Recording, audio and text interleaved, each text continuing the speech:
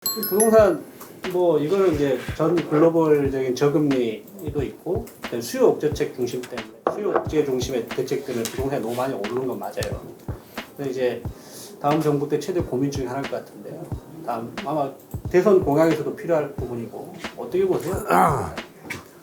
걱정스러운 게 금리가 이제 인상이 되고 코로나나 문재인 정부의 방만한 재정 확장 정책으로 이 많이 풀린 돈이 인플레이션을 일으키면서 부동산에 몰려버렸는데 만약 이게 금리가 인상이 되게 되고 부동산의 거품이 꺼지게 되면 자칫하면 세계 경제도 리먼 브라더스 사태처럼 그런 재판이 날 수도 있겠다. 그럼 한국도 거기 예외가 안 되는 경우도 있겠다. 그래서 우리가 다음 정부에서 가장 핵심적으로 우리가 유의해서 채워야 할 거는 부동산 정책입니다. 급속한 폭락도 막아야 됩니다. 가격 안정화 정책으로 기본을 세워놓고 부동산 운용을 해야 되는데 그 사이 부동산이 너무 올라버렸어요. 너무 폭등해 버렸어요. 그래서 걱정스러운 게 부동산의 급속한 폭락은 경제 대혼란을 가져옵니다. 근데 그 부분도 우리가 유의해서 부동산 정책을 세워야 할 것으로 저는 봅니다. 공급도 필요하지 않습니까? 공급은 하는 방법이 사실 그 각 후보 진영에서 몇십만 호 한다 그 떠드는 거 내가 보면서 참 어이없다 이래 생각하는 게 이미 부동산 공급 정책은 국토부에 매년 몇만 호 공급하는 정책이 다 장기 정책이 나와 있습니다. 근데 그것을 어느 장소에 어떻게 공급하느냐 그 문제죠. 국토부의 그 정책 보면 장기 공급 계획이 다 나와 있어요. 그런데 그 몇십만 호 공급하는 그것을 어느 장소에 어떤 방법으로 공급하느냐 그 차이죠. 그래서 저는 신도시 정책은 반대합니다.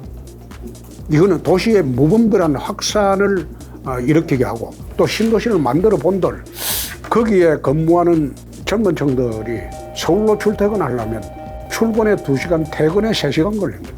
이 길거리에서 에너지 낭비하기예요. 그래서 저는 부동산 정책을 할 때는 우선 도심 고밀도 개발을 하겠다. 서울이 제일 중요하죠.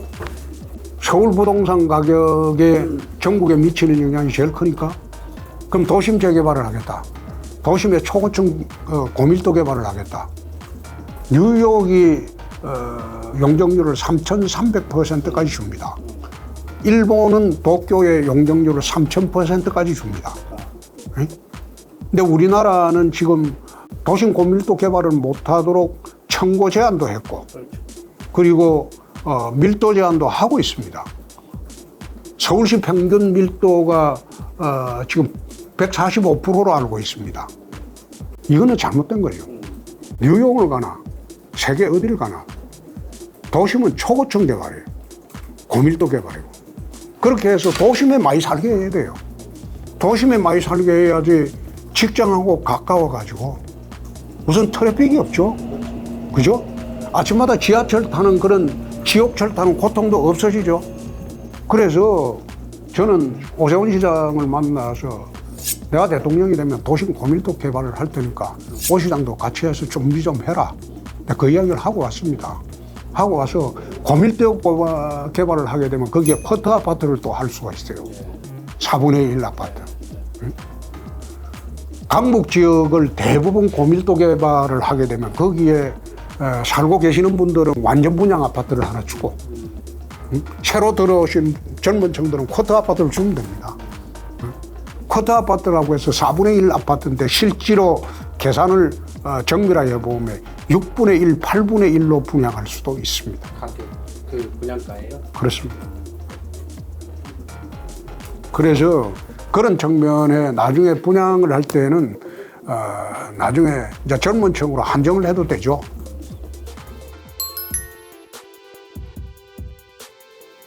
그러니까 우리나라 주택 체계를 3단계로 내가 한번 바꿔보겠다는 거예요. 임대 아파트, 토지 임대부 아파트, 그리고 완전 분양 아파트. 그 재개발 지역은 완전 분양 아파트하고 토지 임대부 분양 아파트를 지켰다는 거예요. 그 이야기를 하니까 어느 경제지 기자는 국공유지가 없는데 그게 가능하겠느냐 뭐 그런 식으로 시비를 겁니다만은 재개발을 하려면 재개발 지역에 사는 분들이 부동산 신탁을 합니다. 조합에. 자기 그 땅하고 집을 조합에 전부 신탁을 해요. 그러고 난 뒤에 나중에 자기가 33평 아파트를 분양을 받습니다. 근데 그 조합이 전부 공공용지가 돼버리는 거예요. 재개발. 그 조합은 그걸 해가지고 완전 분양 아파트 이 사람들한테 주면 되는 거예요. 그렇죠. 나머지 자녀 고밀도로 들어오는 그 아파트는 전부 토지 임대부로 젊은 사람들한테 분양하면 되는 거예요. 그럼 조합도 큰 이득이에요. 근데 밀도 올릴 때 우리가 가장 유의해야 하는 거는 화재입니다. 고층 빌딩을 할 때 가장 중요한 게 화재 예방 시스템을 어떻게 하면 100% 완벽하게 할 수 있느냐. 그것만 유의하면 돼요. 이제 아까 하셨던 말씀 중에 보면 숫자가 중요한 게 아니다라고 하셨다. 다른 분들이나 아니면 그전 대선 때도 보면 일자리 100만 개, 뭐 공급 200만 개 뭐 이런 식으로 막 하잖아요. 그게 숫자 함정에 빠지는 건데.